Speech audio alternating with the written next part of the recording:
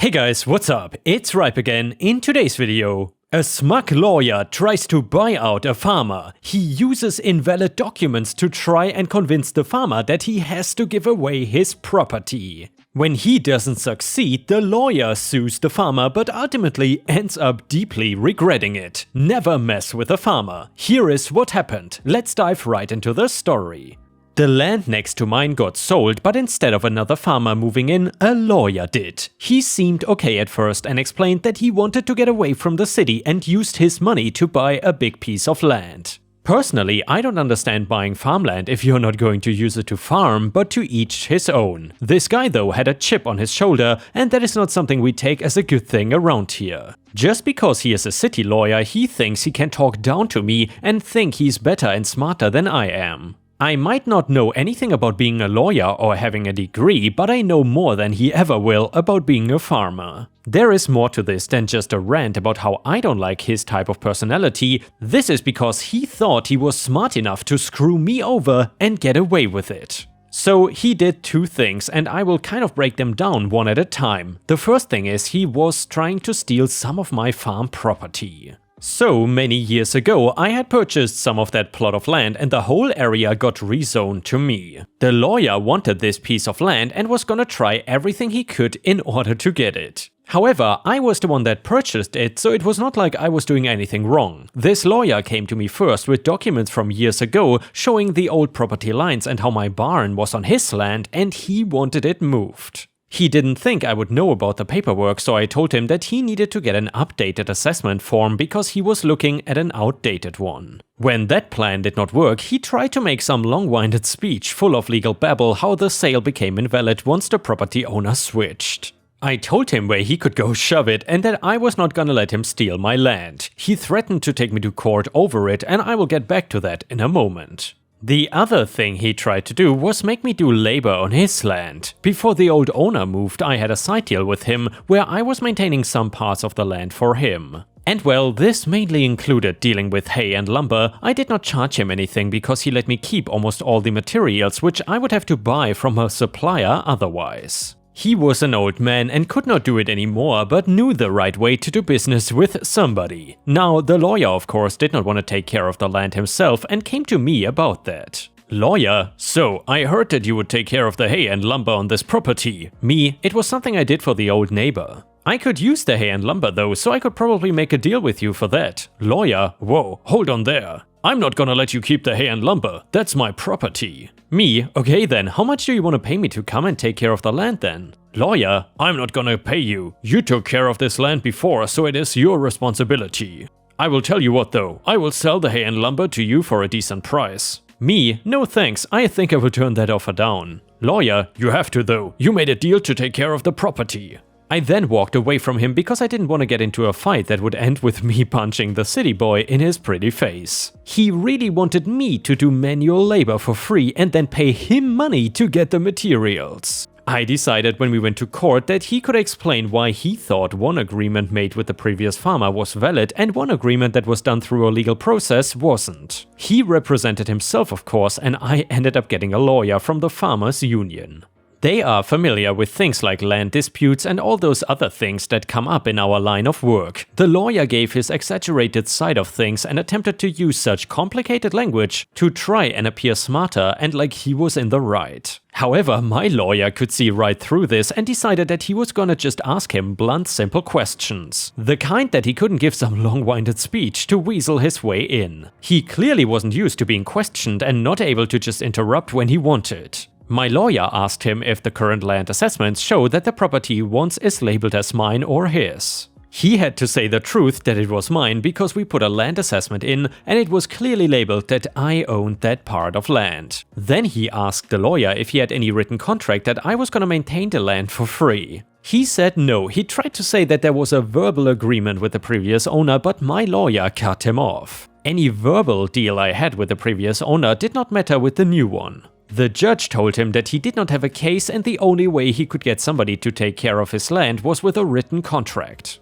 He was of course mad about losing and went around to other farmers trying to get a contract for his land. None of them wanted to sign it, mainly because he was trying to exploit them. When he changed it to offer money, the farmers were refusing on principle. He went after one of their own and now nobody wanted to help this guy in any way. This was bad because where I live, having your farmland not maintained can get you some serious fines. And that is exactly what ended up happening to him, and now the lawyer is in some serious legal trouble. He ended up owing so much money that he could no longer afford this land that he was bragging about. He lost everything, not only in his personal life, but his professional life as well. Word got around about how he got destroyed in court by a farmer, and he became a laughingstock. No client wanted to work with the guy who could not even win his own case. The last I heard, he left for a different city to try and join up with a different legal practice. He basically had to start his career over because he thought messing with me was a good idea. Mess with one farmer and you mess with all of us. Underestimate us and you might just end up with nothing. And Ripe Stars, if you have watched until here and enjoy the stories about farmers, then please don't forget to like the video and maybe even post some star emojis in the comments if you want to support me. Thank you so much in advance, your support is very much appreciated. The next one is titled Car Malicious Compliance.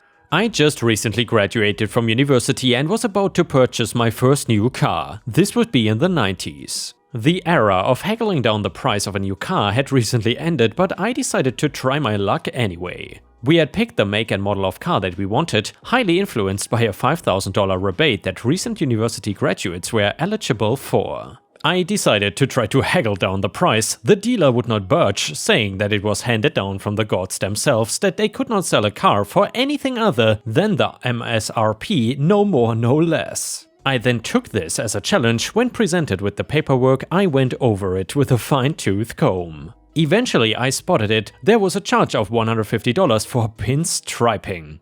The dealer explained that this was a paint stripe down the side of the car. Determined to get a deal, I pounced. I argued that I had never asked for pinstriping to be applied, so I should not be charged for it. The dealer stated that I was being charged for it because this was the last car of this model with the options I wanted on the lot, and that the pinstriping had been applied already from the manufacturer. I then went full Karen mode, accusing them of adding on this charge to try and get extra money from me, adding on a feature that I hadn't asked for to bill me out of my hard-earned money. We went back and forth until finally I got the dealer to remove the pinstriping charge. Heady with my victory, the dealer showed me the car, which indeed had a thin green stripe down the side, and said that it would be ready to be picked up tomorrow. I arrived the next day ready to pick up my new car. They drove it out to me and the green stripe was gone. The dealer explained that since I was not willing to pay for the pinstriping, they had taken the car into the garage overnight, had the paint sanded down to remove the pinstriping, and then repainted the car. Therefore, I was not being forced to pay for something that clearly I didn't want. I thought to myself that the cost of doing this, paying a mechanic to sand down and repaint a car overnight, probably being paid overtime, would have far exceeded the paltry $150. But if I was not willing to pay for the pinstriping, then by God, that dealer made sure that I was not gonna get the pinstriping.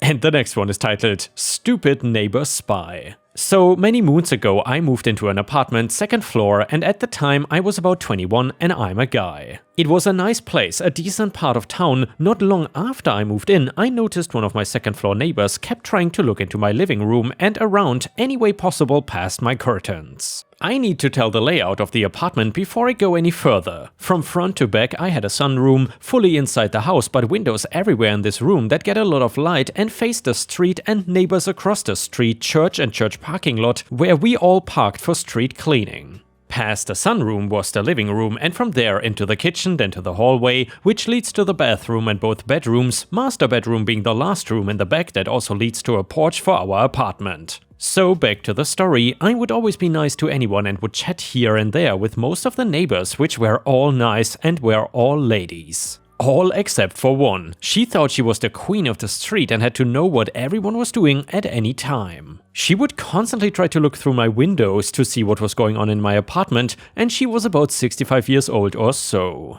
I would always see her craning her neck and head around to see into my apartment. I would try to ask her to stop, but she would never answer the door. Finally, after about 6 months of this, I decided to give her something to look at. So one morning I got a shower, put on a robe and went out to the sunroom. I always had the curtains closed at night and if I was undressed especially. So I looked around the street and everywhere I could see to make sure no one was out and looking, but mainly wanted to make sure she was trying to look into my house. And yes, there she was, craning her neck, trying to look through my closed curtains. Me, still having my robe around me, opened the curtains and saw her again trying to look into my apartment. Then I opened my robe in full view in the middle of that window. I thought she had a heart attack since her face contorted and she grabbed her chest. Of course, her being a Karen, she called the cops on me to try to get me arrested. Well, the cops show up at her place and then come over to mine. I had gotten dressed by this time, so I went downstairs to open the door and talk to them since I already knew what it was about. Cop number 1, yeah, we got a report of you standing naked in front of your window.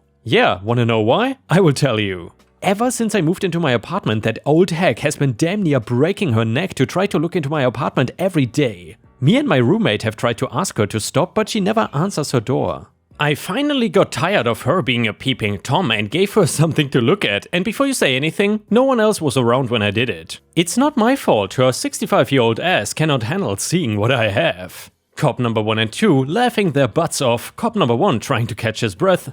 Okay, I will go talk to her and tell her that she can actually be arrested for peeping and making a false report. By the way, do you want to press charges? Me? Nah, I think she learned her lesson. But just saying, if she didn't, she will get it again, but next time it will be a little more than she's gonna bargain for. The cops are laughing again. Just make sure no one's around if you have to do that again. They then left and walked across the street, and about 10 minutes later they left still laughing. She never tried to look into my house again. And yes, this actually happened, and yes, I actually did that. I have nothing to hide and I don't really care. If you wanna break your neck to look into my house like you think you can, then don't be surprised at what you see and don't complain about what you see when I finally get tired of that and I flash you stark ass naked. The next one is titled Typical Entitled Neighbor. So I, 30 female, and my husband, 35 male, bought a house in an awesome neighborhood nearly 5 years ago when I got a much better job. We got a son who is 6 years old and twins, a boy and a girl.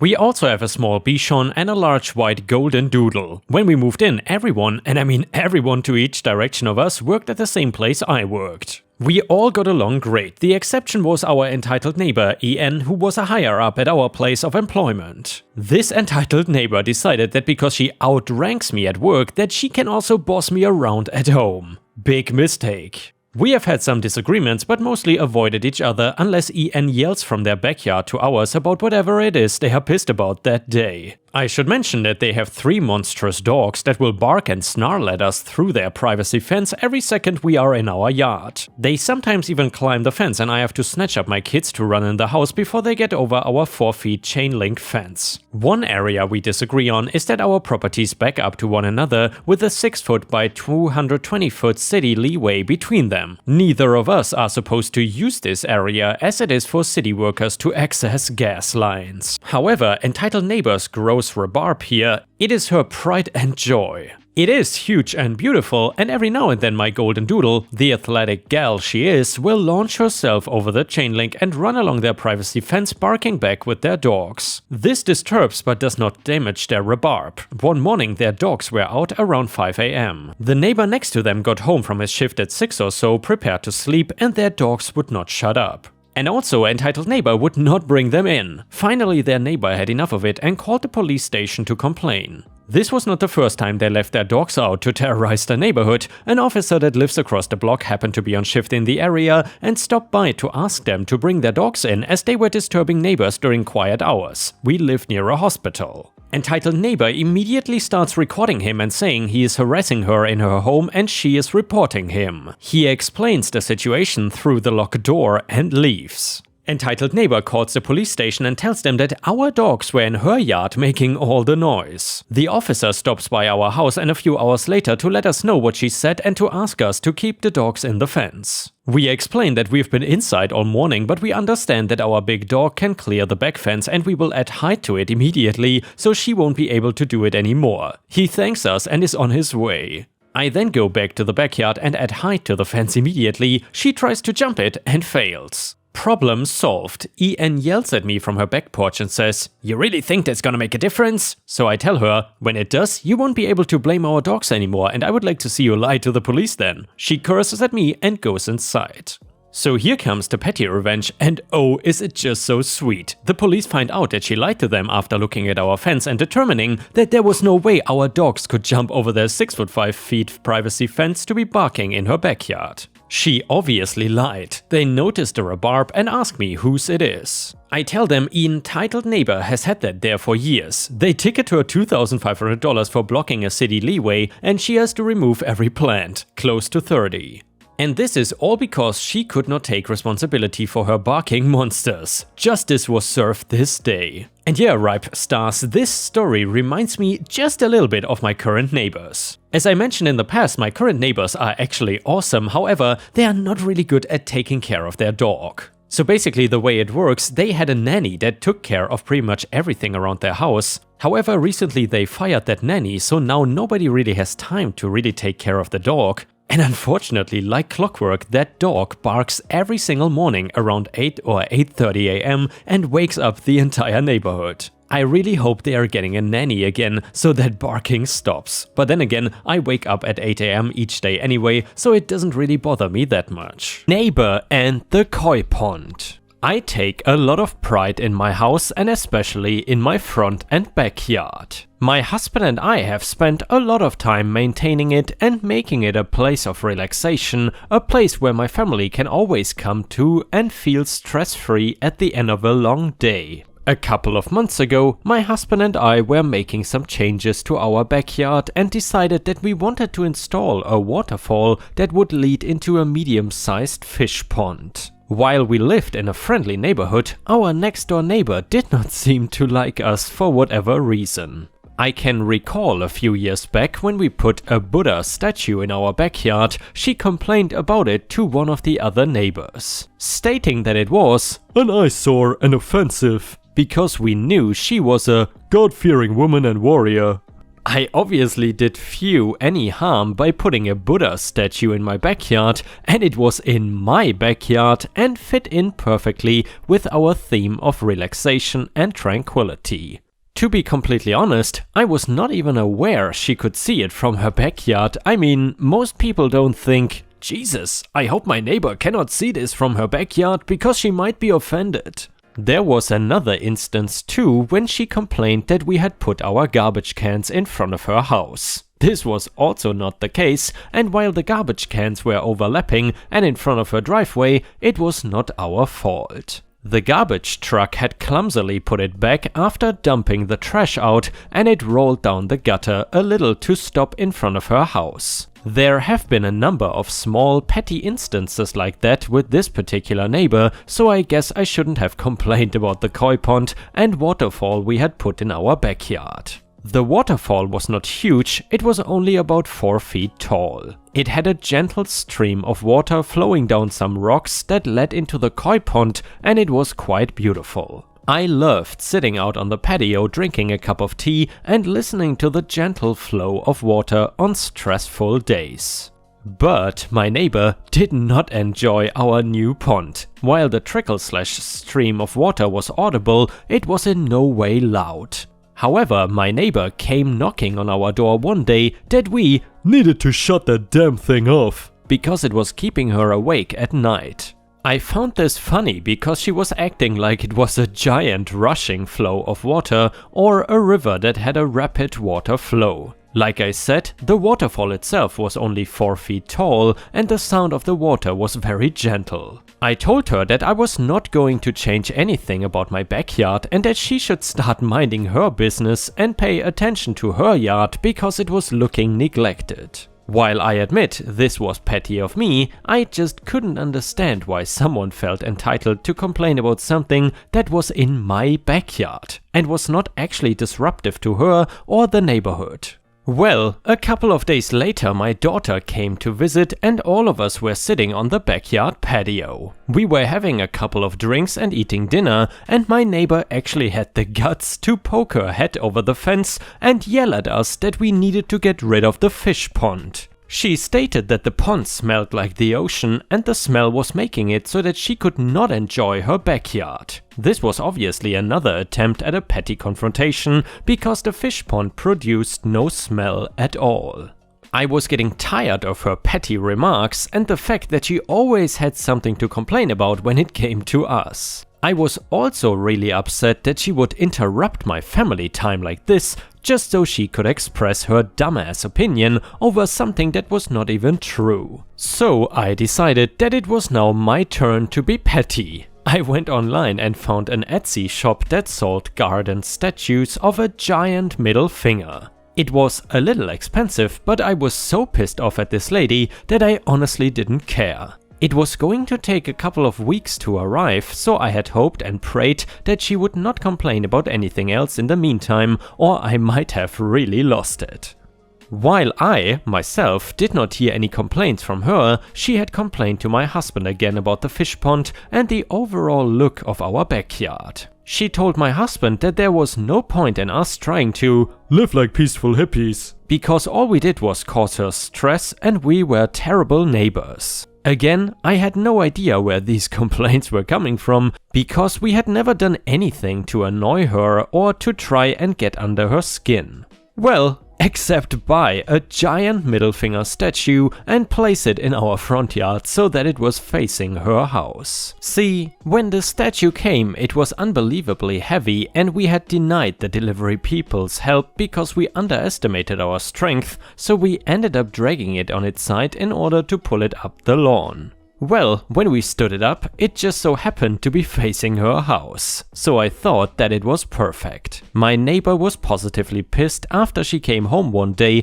and saw the statue. But my mission was accomplished because she actually stopped complaining after this. As a matter of fact, we became really great friends. She had come over one day and apologized to us for being so bitter about things that did not even matter, and had also explained that her husband was sick and she was stressed and using us as a punching bag. While I didn't agree with this, I also understand what is important in life and could not stay mad at her forever. We talked frequently and even had lunch several times in my backyard, yes, in front of the fish pond on the patio. The last time we talked, however, she had stated that she would be moving soon because she wanted to be closer to her husband's medical offices and doctors. I just hope that when that time comes, the new neighbors can take a joke, because as of today, the statue still sits in our yard and we laugh about it all the time. And yeah, Ripe Stars, I guess that is an investment for the future, because you never know what kind of neighbor you will get in the future.